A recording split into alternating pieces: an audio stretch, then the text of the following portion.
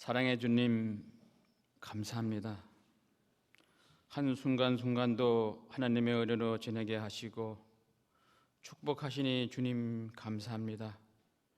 우리의 입술이 하나님의 거룩한 영으로 사로잡히게 하시고 이 시간 마음과 정성을 모아 신령과 진정으로 예배드리는 저희들 모습이 되고 인도하여 주시옵소서. 예수님이 몸인 교회도 종교적인 거칠애들만 가득 찬 외식하는 교회가 되지 말게 하시고 진정으로 주님의 이름을 드높이게 하옵소서. 교회의 주인은 하나님 아버지시며 교회는 하나님 아버지 뜻대로 인도되며 성장되는 줄로 믿습니다. 주님이 주시는 귀한 은혜로 세상을 이길 수 있는 복을 허락하여 주옵소서. 우리의 삶이 부끄럽지 않도록 크신 은혜로 동행하여 주시옵소서. 또한 성도의 본분을 잘 감당하게 하시고 우리의 삶이 하나님에게 드려지는 축복의 통로로 인도하여 주시옵소서. 우리의 마음이 청결하게 하여 주셔서 하나님을 뵐 수 있는 복을 허락하여 주시옵소서. 오 전능하신 하나님 아버지, 물질의 노예가 되지 않게 하시고 주님의 말씀과 은혜로 살아가게 하옵소서. 예배의 시종을 주님께 맡깁니다. 이 시간 주님과 깊은 교제 나누는 시간에 되게 하여 주시옵소서.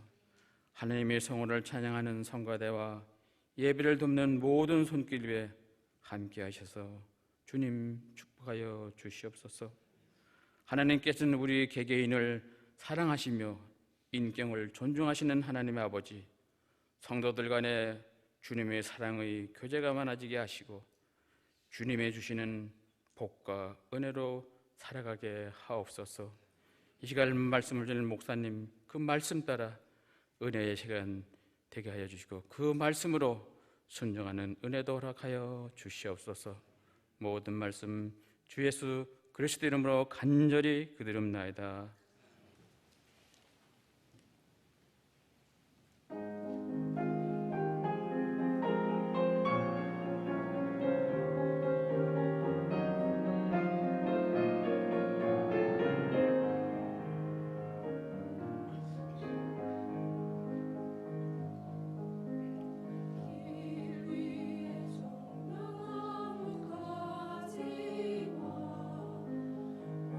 어려운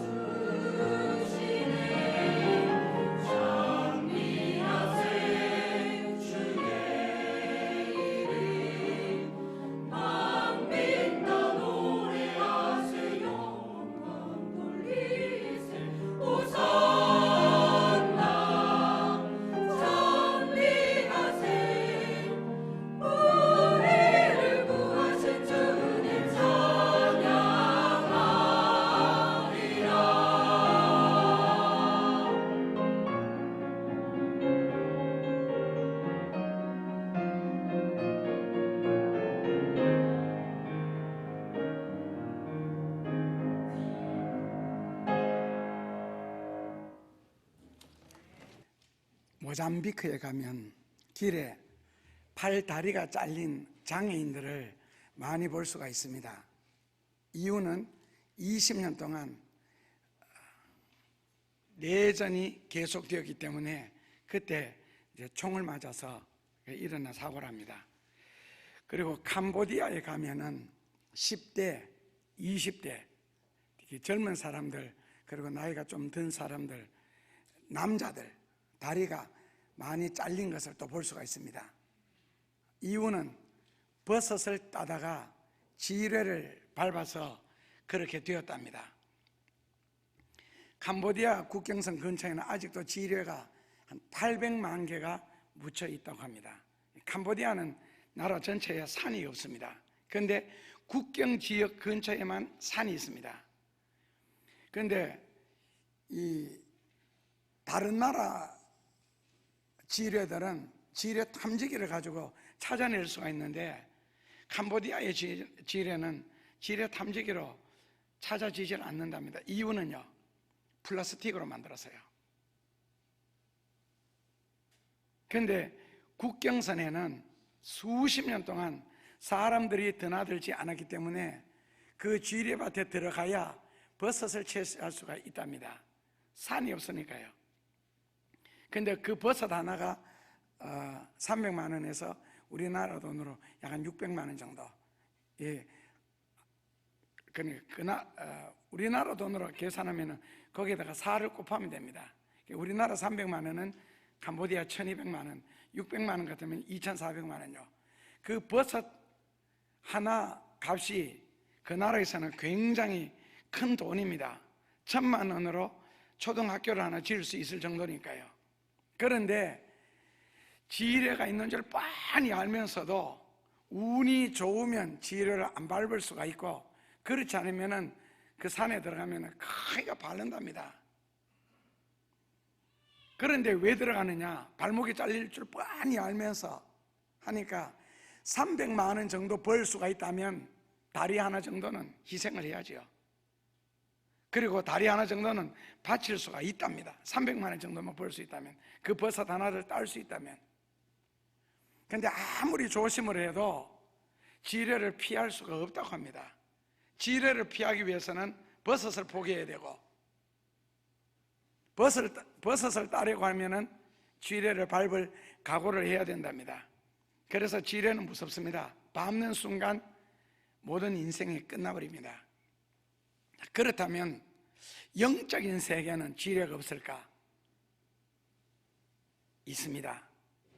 영적인 지뢰도 밟으면 그동안 쌓아온 헌신, 기도, 신앙 한순간에 날아갑니다. 그리고 하나님과 모든 관계도 단절될 수가 있고 무너질 수가 있습니다. 그렇다면 영적인 지뢰란 무엇일까? 밟으면 안 되는 것이 무엇일까? 성경에는 간단합니다. 66권 전체 속에서 이런 각도에서 성경을 찾아낸다면 하나입니다. 하나님의 뜻을 분명히 알면서도 그 뜻에 불순종하거나 진리에 반대되는 행동을 한다면 영적인 지뢰를 밟는 겁니다. 하나님이 우리에게 하나님의 어떤 뜻을 말씀하시거나 하나님의 목적을 우리에게 주실 때 하나님이 절대로 하지 않는 것이 있죠. 강요를 하시거나 위협을 하시지를 않습니다. 그냥 말씀하십니다. 그래서 사람들은 얼마든지 하나님의 뜻에 불순종을 하거나 그 뜻을 피할 수 있다고 생각을 합니다.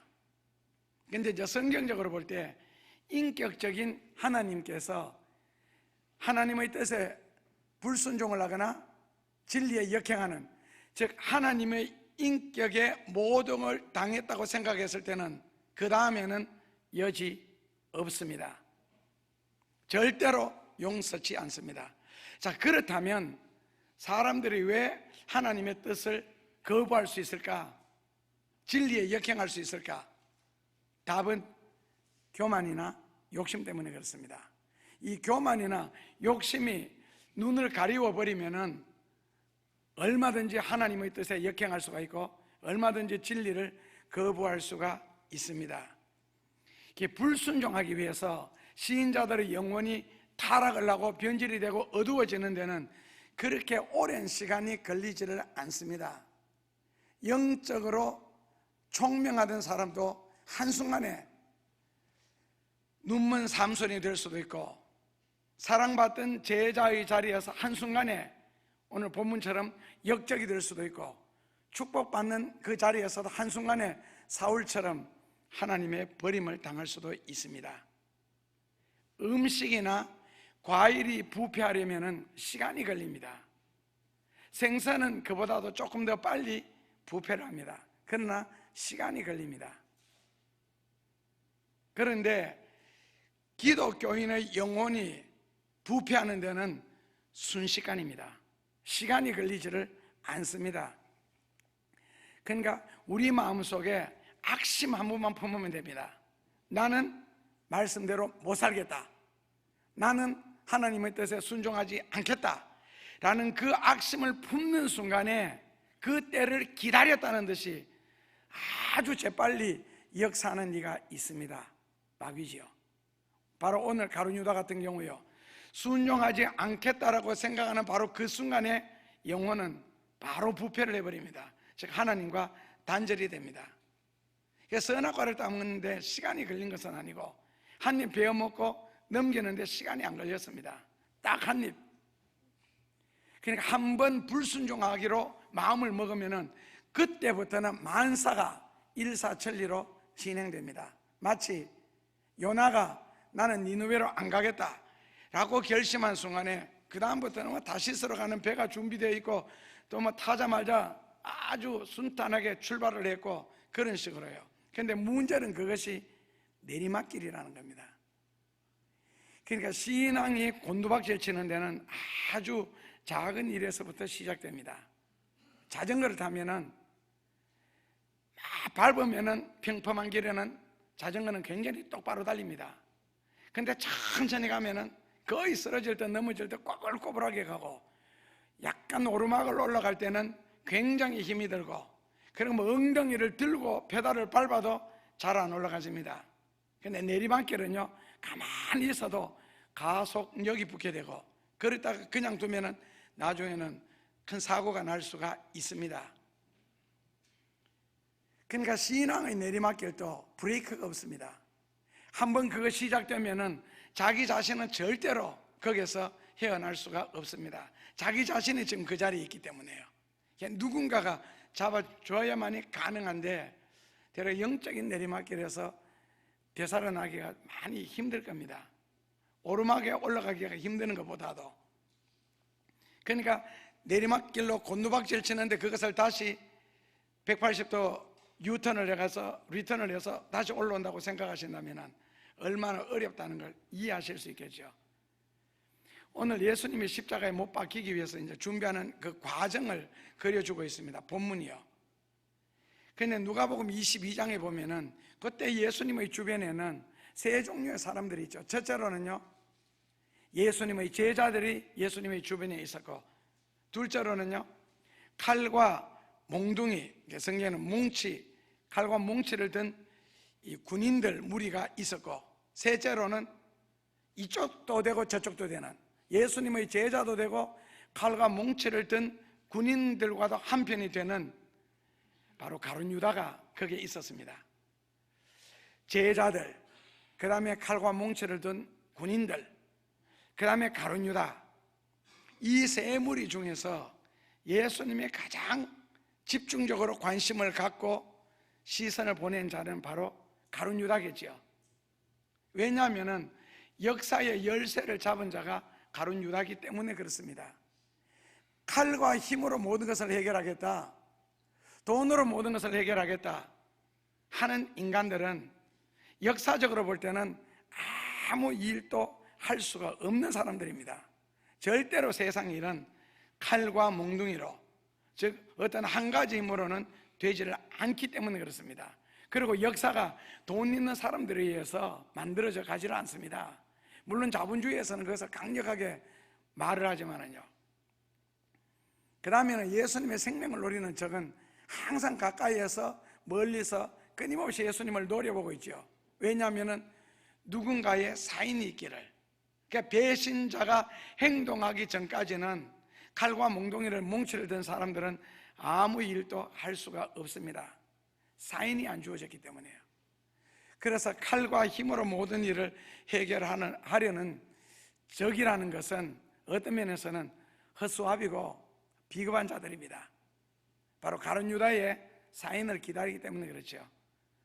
그래서 예수님은 그들을 보시고 하신 말씀이 뭡니까? 너희가 어찌 강도를 잡는 것처럼 칼과 몽치를 들고 내게 왔느냐? 내가 날마다 너희와 함께 있었고 성전에서 가르칠 때는 왜 잡지를 않았느냐? 그때는 왜 내게 손을 대지 못했느냐? 그러니까 결국에는 예수님을 대적하는 일에 칼과 몽치가 필요하겠느냐는 거죠. 물론 대답은 아닙니다. 칼과 몽둥이를 들고 설치는 것은 허장성세에 불과하다는 겁니다. 결국에는 칼과 몽치가 예수님을 잡는 것이 아니라 제자의 다정스러운 친절한 키스가 예수를 잡는 겁니다. 이것은 언제나 진리죠. 다정한 사람, 친절한 사람, 가까이 있는 사람요. 그러니까 다윗을 배반한 것도 맏아들이었고 요셉을 죽이려 했던 자도 형제들이었고 삼손을 병심 맞는 것도 그의 연인이었고 욥을 구박한 것도 그의 아내와 가장 친한 친구들이었습니다. 그래서 예수님이 가룟 유다에게 주목한 겁니다. 제자라는 이름으로 키스하며 넘겨주는 배반자의 간사스러움, 그것이 가룟 유다에게 있었기 때문에 그렇습니다. 그래서 이 배반자를 향해서 마가복음 14장 21절에서는 차라리 세상에 태어나지 않았으면 좋을 뻔했다. 요한복음 19장 11절에서는 예수님이 빌라도에게 말씀하시기를 나를 죽이려고 하는 너 죄보다가 나를 넘겨준 자의 죄가 훨씬 더 크다고 말씀했습니다. 그리고 이제 누가복음 22장 3절에는 마귀가 그 속에 들어가니 판다.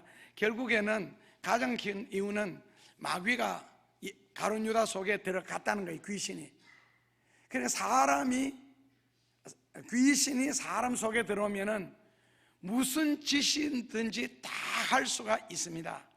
그러니까 사람이 절대로 할 수는 없는 일까지, 그리고 윤리가 있고 양심이 있는 사람들이 절대로 못하는 일까지 귀신이 들어간 사람은 서슴없이 할 수가 있습니다. 그리고 합니다. 그리고 귀신이 하는 일도 할 수 있을 정도로 뛰어나게 됩니다. 그런데 그 귀신은 아무에게나는 절대로 들어가지 않습니다. 그리고 들어가지를 못합니다. 하나님도 하나님이 쓰시기에 편한 사람이 있고 불편한 사람이 있듯이 마귀가 들어가서 사용하기에 편한 사람이 있고 불편한 사람이 있습니다. 불편한 사람들은 하나님도 마귀도 상대를 하지 않지요. 사회 청년들을 불러다가 군대 데려다 놓고는 군인을 만드는 것처럼 하나님도 훈련이라는 것을 통해서 하나님이 쓰실 사람을 만드는데 마귀는 그런 훈련 자체를 하지 않습니다. 마귀가 들어가는 사람들의 종류가 있습니다. 예를 들어서 캄보디아가 킬링필드에서 그 폴봇이 120만 명을 죽일 때 120만 명을 죽인 기준이 있었잖아요. 몸에 문신이 있는 사람, 둘째로 안경을 낀 사람, 셋째로 직업에 사자가 들어간 사람, 넷째로 기독교인 중에서 집사 이상, 다섯째로 헬로우라는 영어를 알아듣는 사람만 다 죽였습니다. 그래서 120만 명을 죽였습니다. 실제로 그보다 더 많이 죽인 것은요, 미군들이 캄보디아에 작전을 펴면서 무기 투하했는 것, 그것 때문에 죽은 사람이 200만 명이 됩니다.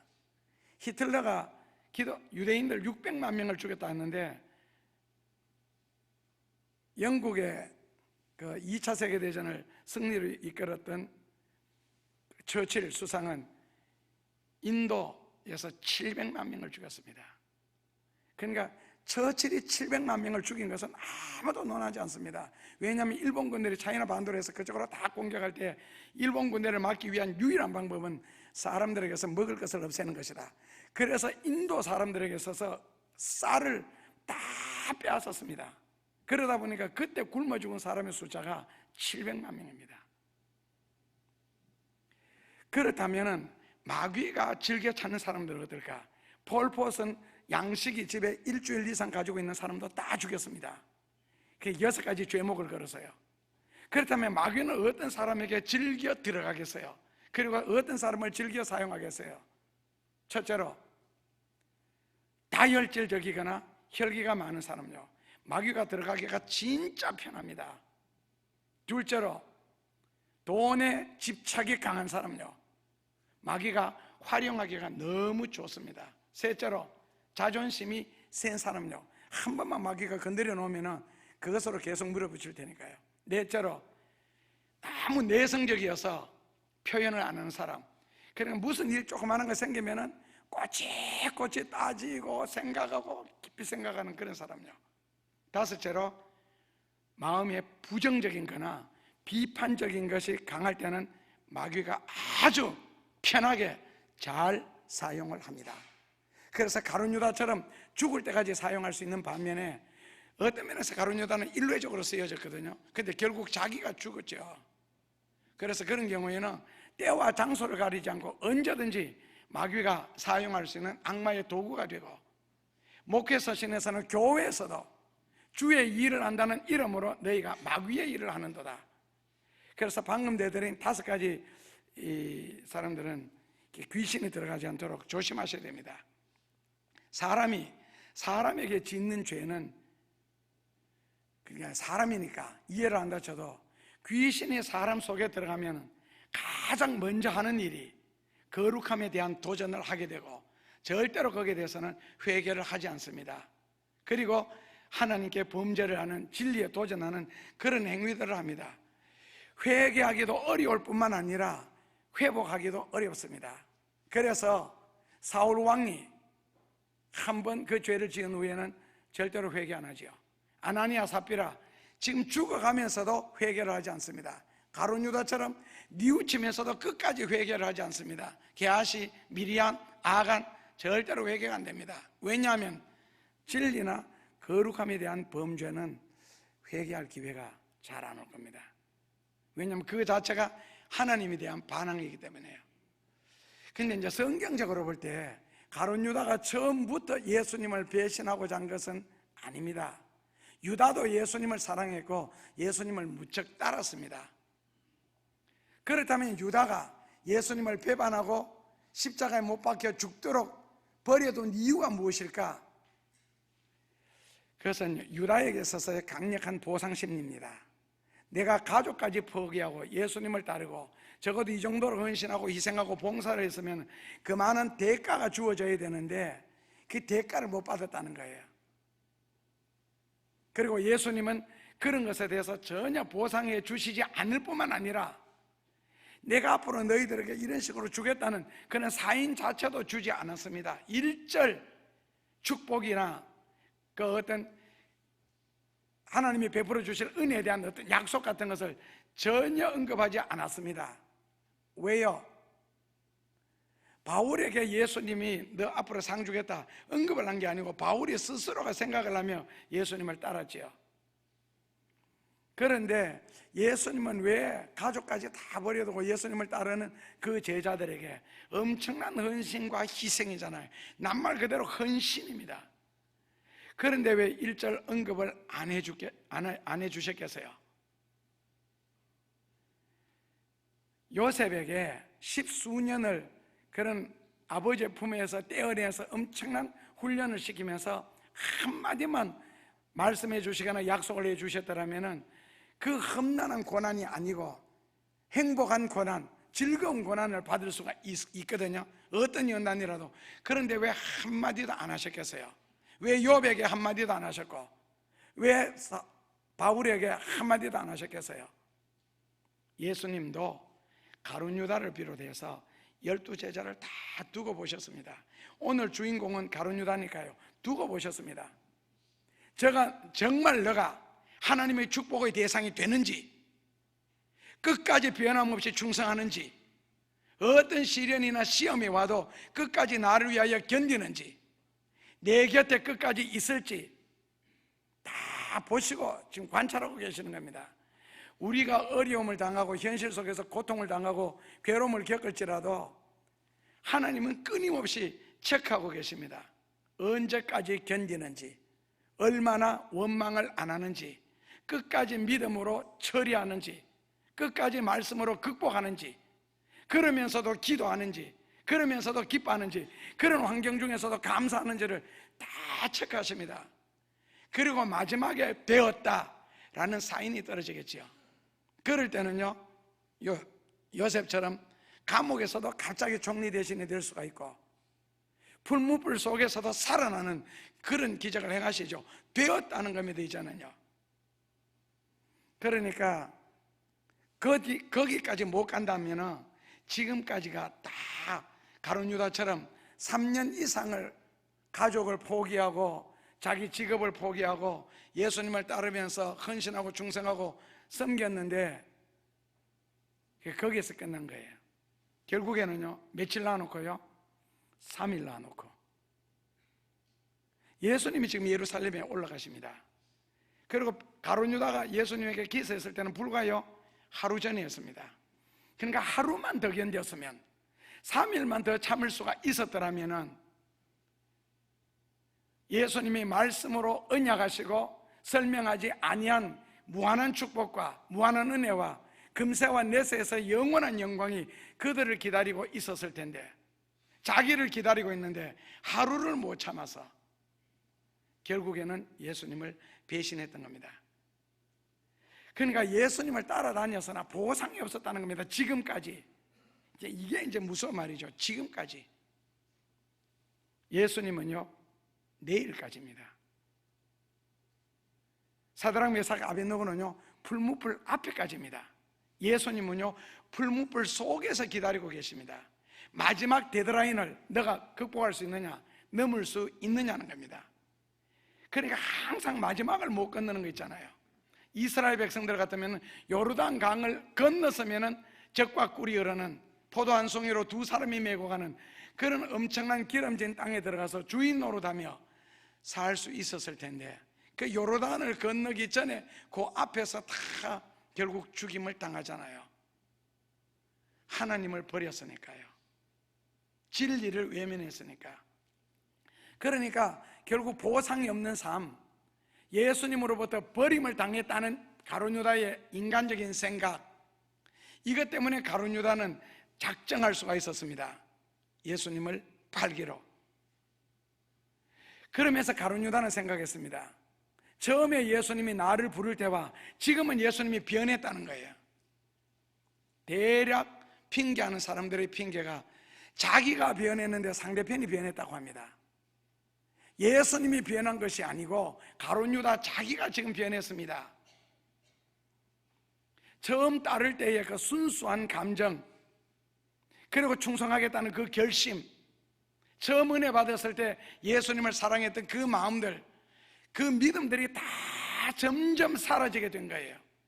그리고 그 믿음이, 그 순수한 감정, 그 충성심이 사라지니까 그 다음에 그 속에는요, 계산적인 것이 살아나기 시작했고, 그 계산적인 관계가 형성되다 보니까 섭섭하기 시작했고, 그 섭섭함을 예수님이 안 알아주니까 계속 발전시키게 됐고, 그래서 그는 엄청난 일, 하나님과 원수되는 일을 저지를 수가 있었던 거지요. 바로 배신이라는 것, 배은망덕이라는 아주 놀라운 죄를 짓게 됩니다. 그런데 그 일을 하는데 시간이 오래 걸리지 않았다는 겁니다. 누가복음 22장 3절에서요, 귀신이 들어가는 순간에 갑자기 그렇게 바뀌어버렸습니다. 갑자기 타락을 했고 갑자기 변질이 됐습니다. 그러니까 모든 배반자들, 그러니까 즉 친구 관계, 나라를 배신하는 자들, 신앙까지도 배반을 하고 돈으로 계산하는 행위, 이 다 섭섭함에서 시작되었다는 겁니다. 적어도 나 정도는 알아줘야 되는데, 나 정도는 칭찬을 해줘야 되고, 나 정도는 높여줘야 되는데 안 그래 주더라는 거죠. 그리고 엄청난 약속을 해줘야 되는데 아무 말씀도 안 하시더라는 거죠. 그래서 가룟 유다는 가장 큰 죄를 짓게 됩니다. 그렇다면 가룟 유다 마음속에는 왜 그런 이미지가 생겼겠어요? 다른 지금 11제자는 안 그런데 왜 가룟 유다만 그런 마음이 생겼겠어요? 가룟 유다에게는 인간적인 이유와 영적인 이유 두 가지가 있습니다. 영적인 이유는요, 가룟 유다가 예수님을 배신할 수 있는 영적인 이유는요, 귀신이 그 마음속에 들어가서 순간적으로 돌변했습니다. 즉 귀신이 들어가서 그렇습니다. 귀신이 사람 마음속에 딱 들어가는 순간에 그동안에 들었던 수많은 진리의 말씀들, 그리고 예수님이 해주셨던 수많은 기도들, 그것이 아무런 필요가 없습니다. 귀신이 들어간 순간부터 이미 진리의 역행을 하고 기도의 역행을 하기 때문에 절대로 감동을 주지 못합니다. 그때부터는 밤낮으로 성경을 들고 앉았습니다. 교회 다니던 사람들 같으면요, 그래도 그 성경이 절대로 그 사람의 마음속에 역사를 하지 못할 뿐만 아니라 절대로 감동을 주지 못합니다. 다만 그 사람 스스로가 나는 지금도 성경을 읽고 있고 나는 지금도 하나님을 믿고 있다라고 착각을 하도록 만들어주는 거죠, 귀신이. 그래서 귀신이 사람 마음속에 들어가면 다 필요 없어집니다. 그래서 일반적인 사람들이 상상도 못할 대담한 일을 그런 사람들은 할 수가 있습니다. 바로 가룟 유다처럼요. 자, 둘째로 인간적인 이유는요, 가룟 유다 돈에 대한 집착 강합니다. 대단했습니다. 마리아가 예수님의 장사를 준비하기 위해서 옥합을 깨뜨렸을 때도 바로 본심이 나타나죠. 왜 쓸데없는 짓을 하느냐, 왜 쓸데없는 낭비를 하느냐, 그거 팔면은 2,400만 원 정도 받을 수 있다. 그리고 가난한 사람들을 위해서 얼마든지 구제할 수 있다. 그러니까 가룟 유다에게 있어서는 하나님을 향한, 예수님을 향한 낭비, 이걸 거룩한 낭비라고 한다면은 그런 단어 자체가 사치였습니다. 가난한 사람이 옆에 있는데 무슨 교회를 그렇게 화려하게 짓고, 무슨 예수님 앞에 들어보면 아무 끝장도 없는, 그걸 들어보는 걸로 끝나버리는, 땀이 한번 나면 수건으로 한번 닦아버리면 없어져 버리는 그런 2,400만 원이나 되는 돈을 허비를 해요. 이거는 가룟 유다 머리에서는 있을 수가 없고 다른 제자들도 그와 같이 하였더라. 차라리 팔아서 가난한 자를 도와주자. 굉장히 그럴듯한 논리를 폈지요. 그런데 예수님은 거기에 대해서 딱 두 마디 하셨습니다. 가난한 자들은 항상 너희와 함께 있다.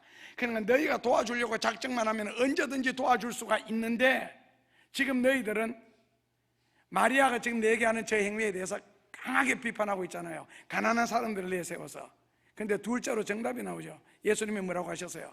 너희들은 도적놈들이다. 정말 가난한 사람을 위해서, 가난한 사람을 사랑해서 그런 말이 하는 것이 아니고 돈이 아까웠다는 겁니다.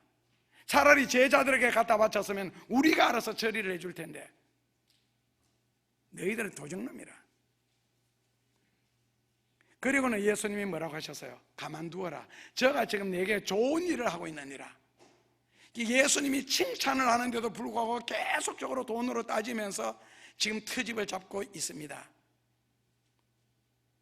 어떤 의미에서든지 예수님에게 드리는 것이 아깝게 여겨질 때 이미 신앙은 타락된 상태입니다. 이미 그 신앙 자체는 변질되어 있습니다. 더 이상 예수님과 산교제가 나누어지지를 않고 진리와 함께하기에는 마음이 너무 썩어버렸습니다. 그 진리가 삭들 수 없는 마음. 그래서 이런 사람들은 기회만 되면 언제든지 배신할 준비를 하고 예수님 옆에 있는 사람들입니다. 결국 기회가 오자 결국 예수님을 돈으로 계산했습니다. 지금 가룟 유다 눈에는 돈밖에는 보이지를 않습니다.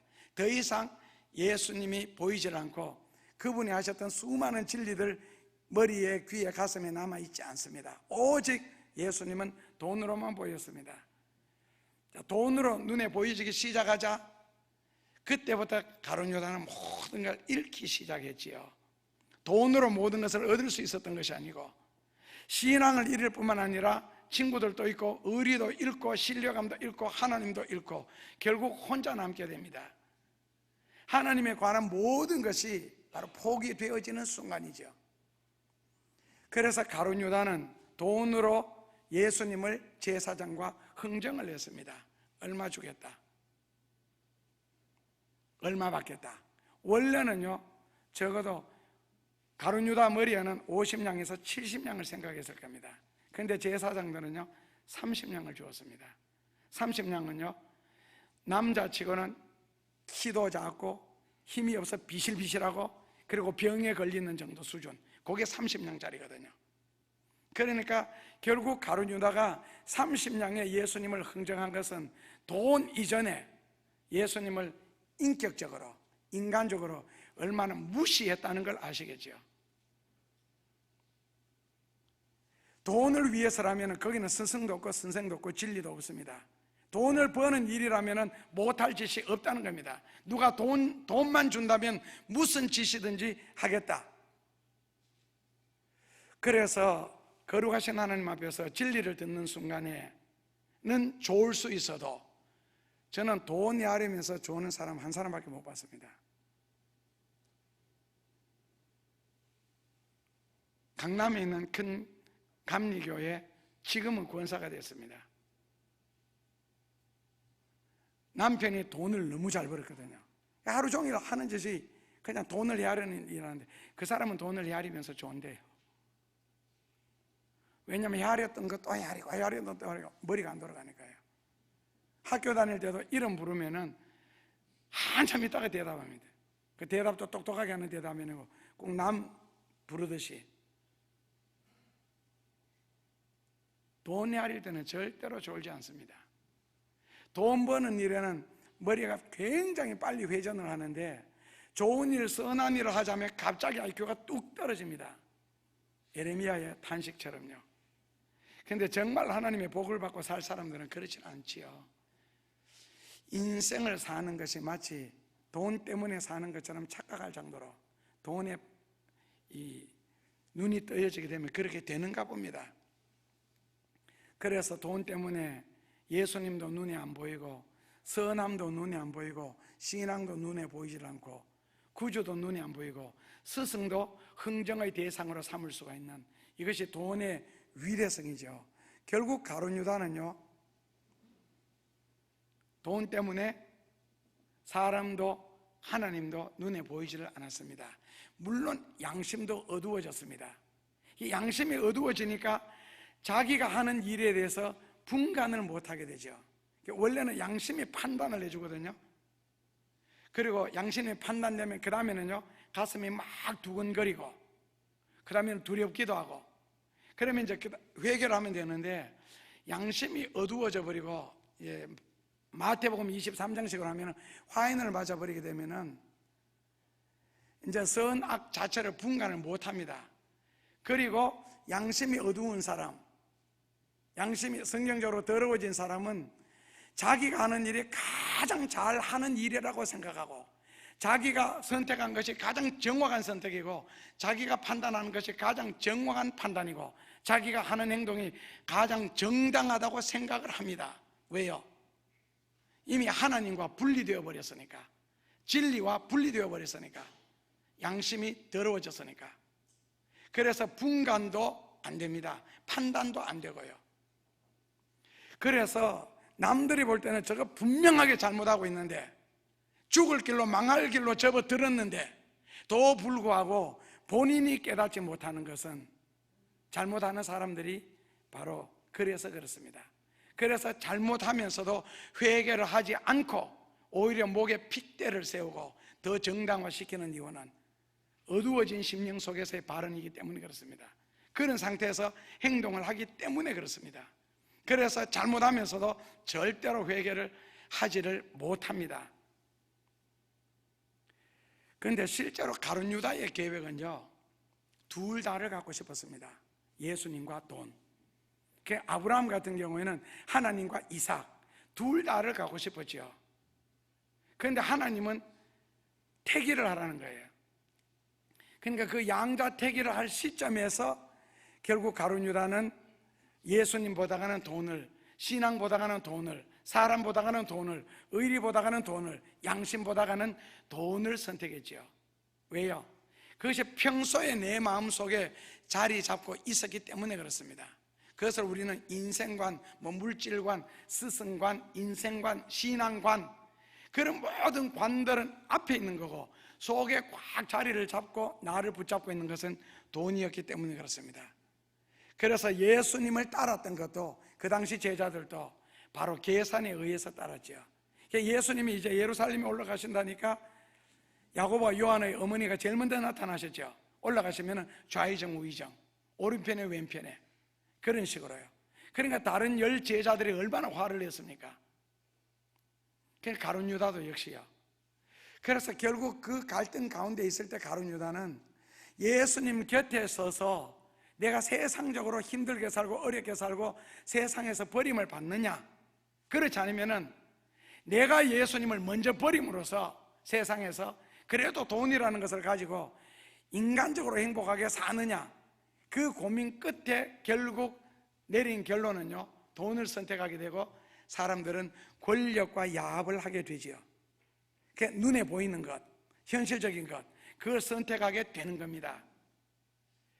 그 순간 현실을 택하고 권력을 택하고 돈을 선택하는 사람은 가장 현명한 선택을 한 것처럼 느껴지겠지만 그렇게 선택한 사람들은 다 후회를 했습니다. 롯처럼. 아브라함은 마무리 상술이라는 황무지 땅, 나무 2포기가 한 곳에서 살 수 없을 정도로 메마른 땅, 그러나 소돔과 고모라 쪽은 물이 흐르는 땅, 수목이 우거진 땅, 그 풀이 많아서 양들을 얼마든지 먹일 수 있는 땅, 결국 눈에 보이는 선택을 롯이 실수했죠. 아브라함이 롯 보고 너 먼저 선택하라 했을 때 롯이 삼촌부터 먼저 하세요, 최소한 인간적인 도리만 했더라면 그런 비참한 선택은 하지 않았을 겁니다. 그런데 그게 욕심이 눈을 가리니까 삼촌이고 뭐고 내가 살아야지. 결국 소돔과 고모라에서 롯이 들고 나온 거는 뭡니까? 아무것도 없잖아요. 오는 도중에 아내를 잃고 2 사위를 거기서 태워 죽이고 자기 모든 재산들을 거기서 다 불탔고 결국 맨몸으로, 그것도 억지로 목숨을 부지하면서 튀어나온 것밖에는요. 그래서 눈에 보이는 것, 손에 당장 잡히는 현실적인 것을 선택하는 것은 가장 어리석은 선택입니다. 그 순간에는 가장 똑똑한 선택이고요. 그리고 사도신경에서 우리가 끊임없이 고백하듯이 저리로서 산 자와 죽은 자를 심판하러 오시리라. 예수님은 반드시 심판하러 오실 뿐만 아니라 현재 우리의 삶 속에서도 끊임없이 체크를 하고 계십니다. 복을 내릴 것인지 심판을 할 것인지. 그래서 눈에 보이는 것을 선택하는 그 순간에 내세, 하나님, 진리, 이런 것에 의해서는 버림을 받습니다. 예수님을 배반하고 십자가에 못을 박는 이 무슨 배반의 행위는 가장 사랑했던 제자의 키스로 시작되었습니다. 유다의 키스. 그것이 지금까지 그 우정이라고 표현한다면 예수님과 가룟 유다의 우정이 얼마나 깊었는가를 가룟 유다가 예수님께 키스할 정도로 가까웠다는 것 설명해 주는 동시에 그것이 얼마나 거짓이었나 하는 것을 동시에 보여주는 사건이 가룟 유다의 키스입니다. 결국 그 키스로 예수님을 완전 배신한 것이었으니까요. 원수에게 옮겨주는 거니까요. 그런데 가룟 유다가 머리가 제일 좋습니다. 12제자 중에서요. 계산이 가장 빠르고.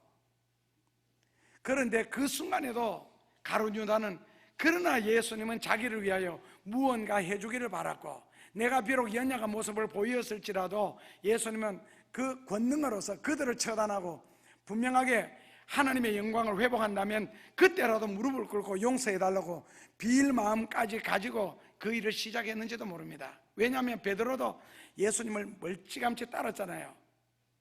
그러면서 지금은 예수님이 모독을 당하고 침뱉음을 당하고 저럴지라도 어느 순간에 하늘의 천사들을 끌어내려가지고 아니 그러면 예수님의 평소의 능력으로 이들을 분명히 처단할 것이다. 그러면 그때 베드로가 내가 예수님의 수제자요 하고 낯서기 위해서 끝까지 따라가는 거거든요. 멀찌감치. 그런데 예수님은 끝까지 가룟 유다가 원하는 방법을 선택하지 않았습니다. 그러자 유다는 결국에는 목을 메어 자살을 하는 순간까지 예수님에 대해서 미련을 버리지 못했습니다. 극심한 양심의 가책을 받으면서 고민하다 결국에는 죽게 되죠. 결국 가룟 유다는 예수님을 사랑하면서도 배반했다는 거예요. 11제자를 갈릴리 지방에서 선택했는데 유다만은 가룟 지방에서 선택을 했고, 그리고 예수님과 그 제자들의 살림을 맡았던 가룟 유다잖아요.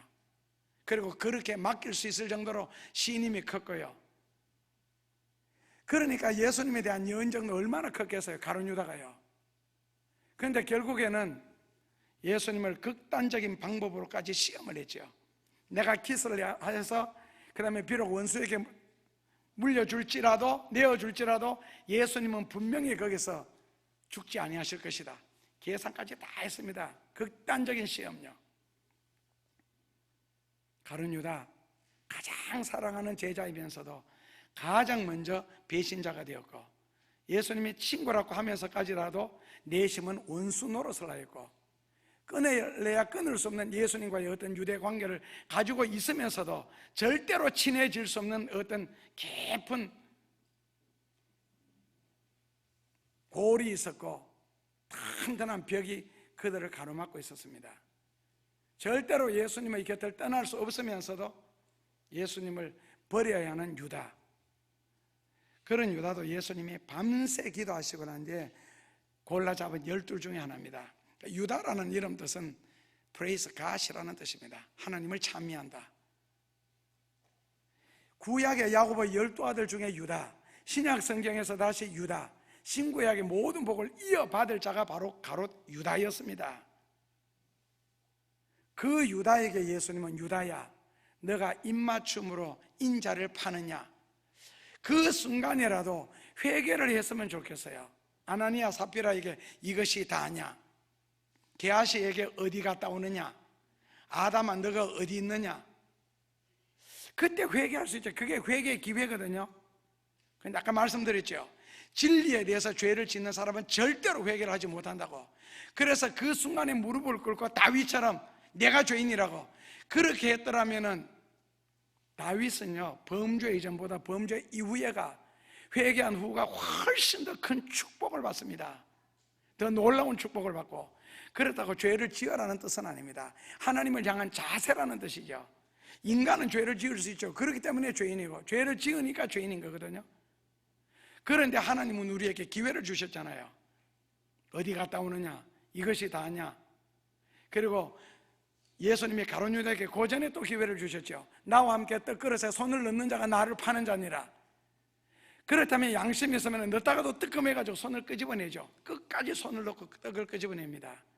그리고 지금 마지막 다시 한번, 너가 내게 입맞춤으로 인자를 파느냐, 그때라도 깨달아서야지요. 그러니까 거룩함에 죄를 지으면요 안 깨닫습니다. 그리고 회개가 안 됩니다. 그래서 돈 앞에서는 신앙도 스승도 양심도 친구도 다 필요 없습니다. 돈만 있으면 됩니다. 그러는 동안에 유다는요 모든 것에서 버림을 당했죠. 예수님은 그러한 제자들의 뒷모습을 보시면서 십자가에서 쓸쓸히 돌아가시죠. 밤새 고문을 당하신 후에. 그리고 십자가에 달리셔서 하시는 말씀이 내가 목마르다. 이해되죠?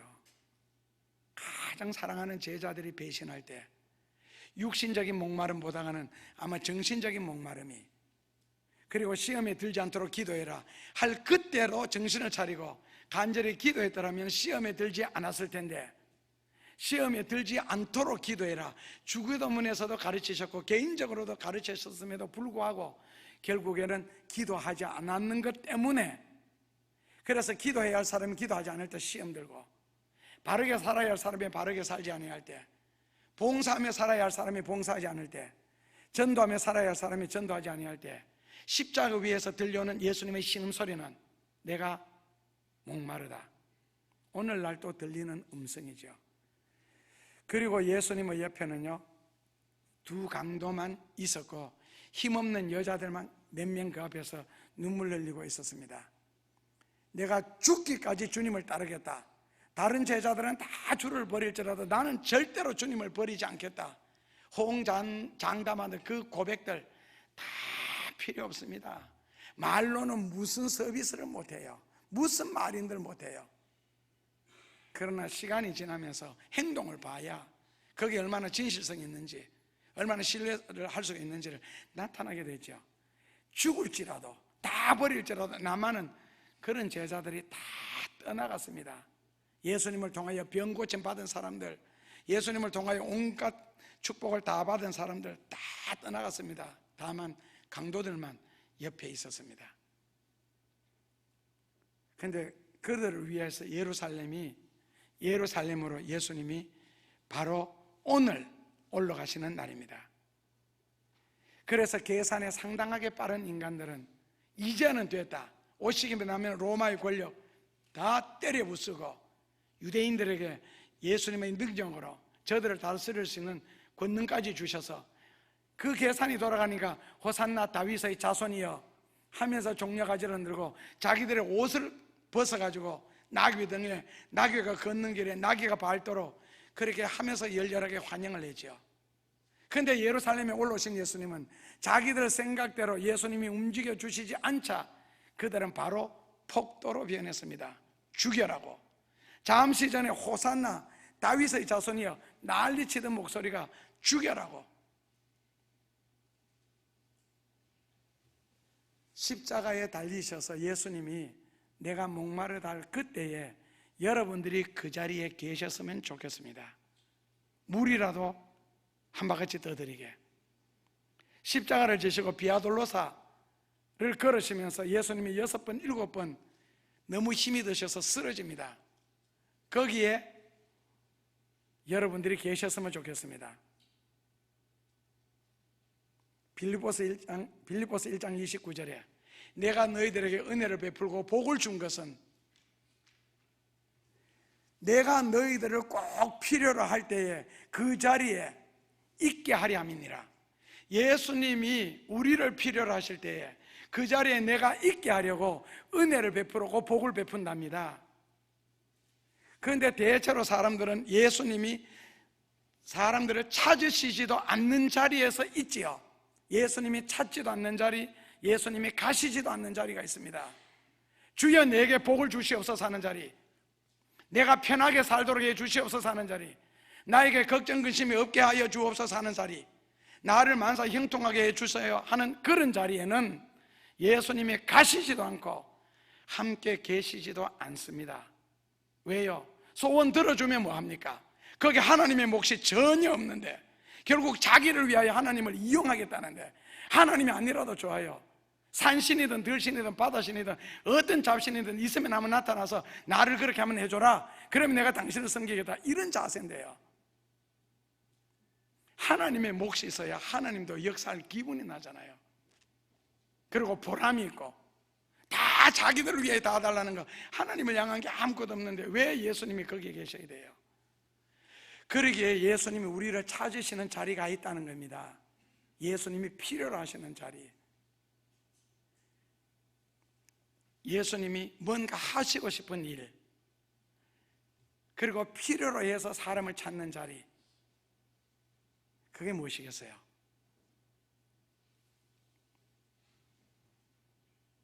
그래서 예수님이 누군가를 필요로 해서 막 탄식할 때 이사야처럼 내가 여기에 있나이다, 그 대답을 할 수 있는 여러분들이 되시기를 주님의 이름으로 축원합니다. 불쌍하고 눌린 백성을 위하여 이 땅에 오신 예수님, 우리의 모든 죄와 바르지 못한 것을 위하여 고난과 십자가의 죽음까지 당하시며 모든 것을 해결해 놓으시고 오늘 우리를 부르신 예수님, 영적으로 목마르고 진리에 배고프고 하나님의 영광을 고민하는 자들이 주님을 구주와 주님으로 영접합니다. 주님, 우울하고 어두운 저희들의 마음을 밝혀주시고 절망과 패배 의식으로 가득한 마음속에 하늘의 소망과 기쁨으로 가득하게 하여 주옵소서. 눈에 보이는 것 때문에 귀한 것을 잃지 않도록 지혜를 주시고, 가치 없는 것을 값 있는 것과 바꾸지 말게 하여 주시고, 지금이라는 것 때문에 내일을 소홀히 하지 말게 하옵소서.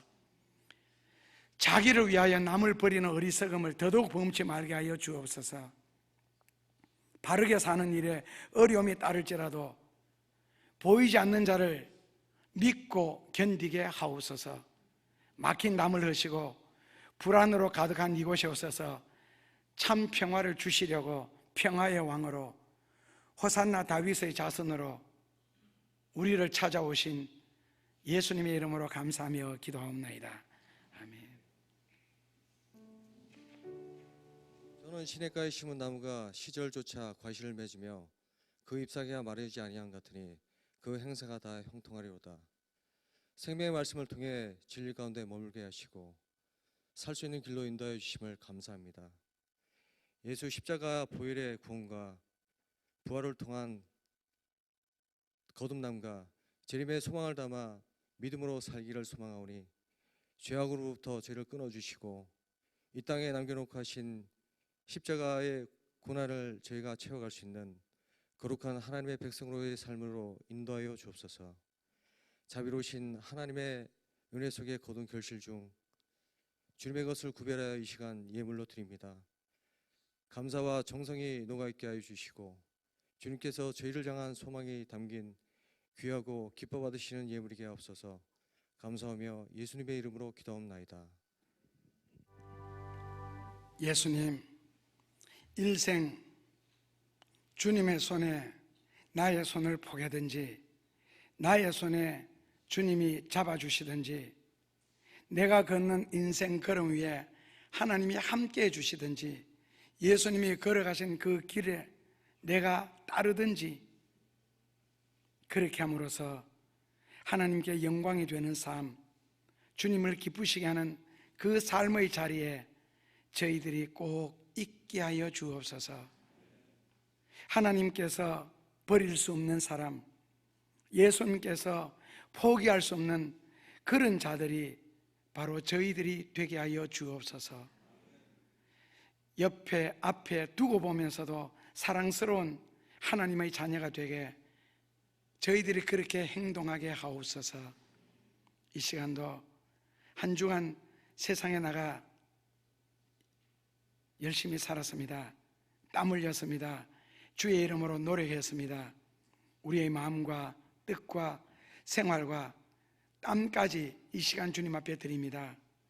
이 드림을 통하여서 우리의 모든 것이 하나님의 것임을 고백하는 복된 시간 되게 하여 주옵소서. 드림 속에 들어있는 하나님의 귀한 약속들과 하나님의 무한한 축복들을 또한 체험할 수 있는 저희들 되게 도와주시옵소서. 우리를 위하여 예비해 놓으신 그 축복들이 때로는 반석 속에, 때로는 하늘의 이슬 가운데, 하나님 어떠한 장소에 있을지라도 저희들이 그곳에서 그것을 취할 수 있도록 믿음을 주시옵소서. 그래 일생을 살면서 끊임없이 땅 위에 머무는 동안 물질에 하나님의 공급하심이 끊이지 않게 하시고 하나님의 축복하심이 우리에게 멈춤이 되지 않게 하여 주옵소서.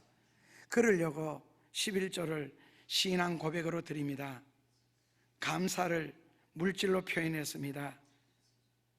예수님이 가장 원하시는 한 영혼을 얻기 위한 선교 헌금을 드렸습니다.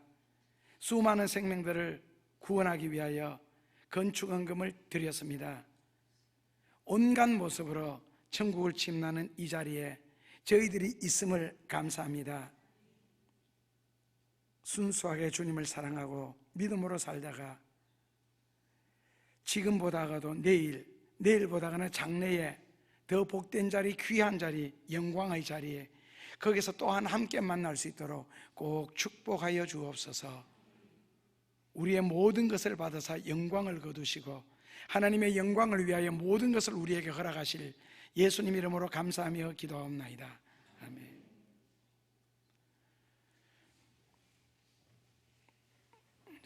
다음 주는 부활절이고요.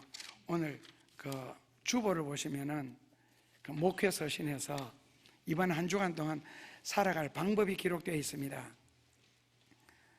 첫째로는 3일 동안 금식을 하실 분들은 수요일, 목요일, 금요일 하시되 일을 하러 다니시거나 특히 운전을 많이 하실 분들은 절대로 금식하시면 안 됩니다.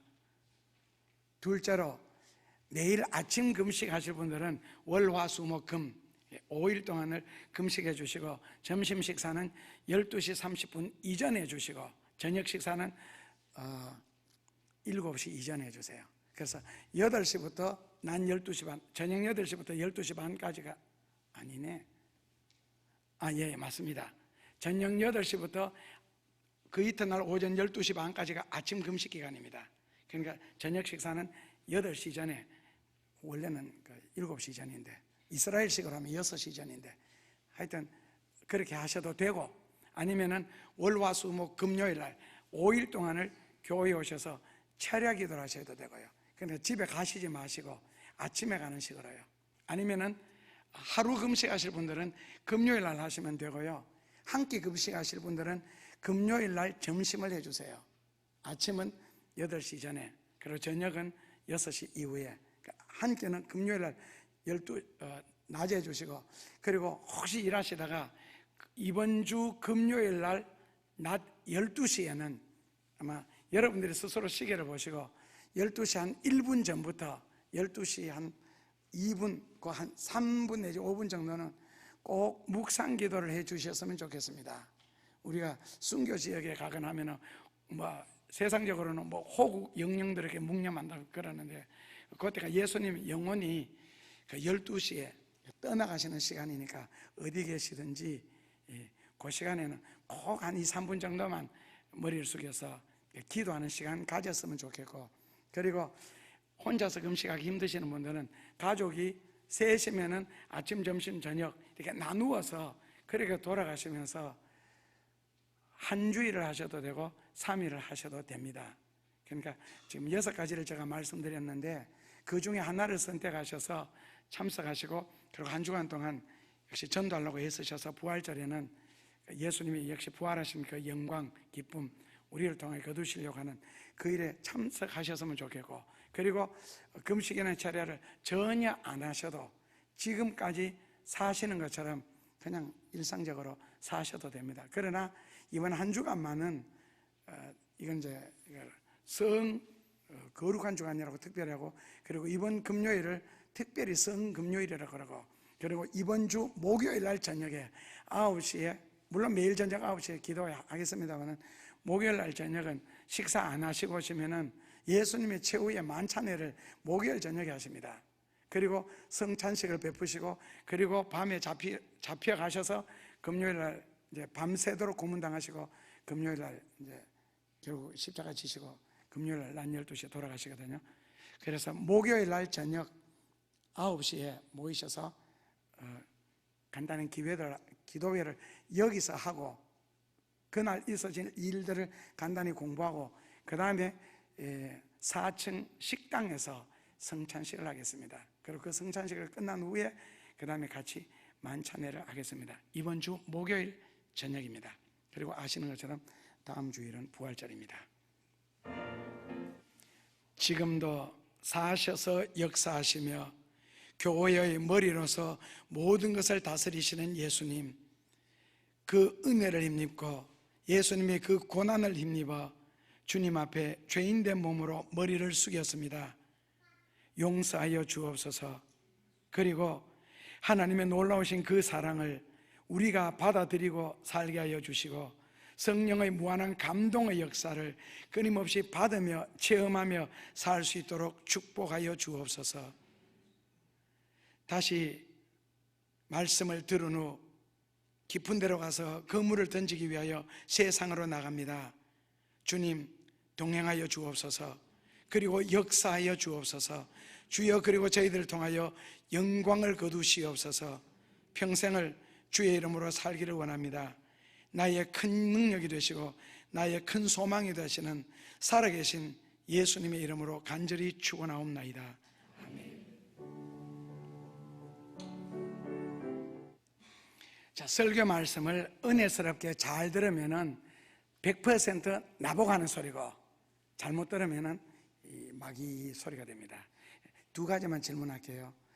하나님이 왜 독생자 예수님을 죽이면서까지 그리고 그 비참한 고난을 당하면서까지 나를 사랑하시고 나를 축복하시고 내게 은혜를 베풀어야 할 이유가 있는지, 둘째로 왜 하나님이 나를 형통하게 하셔야 되고 왜 나를 축복하셔야 되는지, 이 두 질문에 대해서 대답을 하실 수 있으면은 하나님은 여러분들을 절대로 홀로 살게 하시지 않을 겁니다.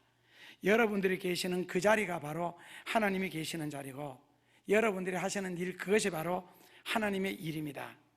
아니면은 하나님 없는 곳에서 하나님을 찾으려고 용 쓰는 것밖에는 되지 않습니다. 두 가지에 대해서 대답하시면은 하나님이 계시고 하나님이 역사하는 자리에 내가 있는 것이 아니라 여러분들이 하시는 일, 여러분들이 있는 자리에 하나님이 계십니다. 감사합니다. 승리하십시오.